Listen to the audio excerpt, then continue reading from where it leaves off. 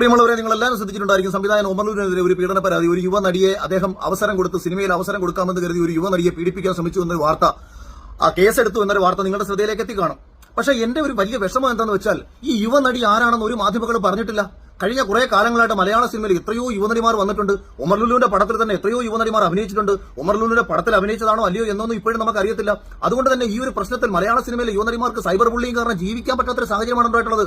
പ്രിയപ്പെട്ട ശോഭാ വിശ്വനാഥിന്റെ ഏറെ പ്രിയപ്പെട്ട ഒമർക്കയാണ് ഇങ്ങനെ പീഡിപ്പിച്ചതെന്നുള്ള കാര്യം ഞാൻ ശോഭാ വിശ്വനാഥിനോട് കൂടി ഓർമ്മിപ്പിക്കാൻ ശ്രമിക്കുകയാണ്. അതുപോലെ സ്ത്രീകൾക്ക് വേണ്ടി എപ്പോഴും വാദിക്കാൻ ശ്രമിക്കുന്ന ദിയാസന, തന്റെ ഗുരുവായ ഒമർലുവിന്റെ അസിസ്റ്റന്റ് ഡയറക്ടറായിട്ട് വർക്ക് ചെയ്ത ഒരാളാണ് നമ്മുടെ ദിയാസനയോട് ശോഭാ വിശ്വനാഥിനോട് എന്റെ പേഴ്സണൽ റിക്വസ്റ്റ് ആണ്, കേരളത്തിൽ കിടക്കുന്ന എല്ലാ പെൺകുട്ടികളെയും നിങ്ങൾ രക്ഷിക്കാൻ ശ്രമിച്ച സ്ഥിതിക്ക് മലയാള സിനിമയിലെ ഏത് യുവനടിയെയാണ് ഒമർലുലു പീഡിപ്പിച്ചതെന്ന് പറയാൻ ഈ വാർത്താ മാധ്യമങ്ങളോട് പറയണം. അല്ലെങ്കിൽ വാർത്താ മാധ്യമങ്ങൾ കാണിച്ചേക്കുന്ന ഏറ്റവും വലിയ തെമ്മാടിത്തരം കാരണം ഒരു യുവനടിമാർക്കും ജീവിക്കാൻ പറ്റുന്നേ.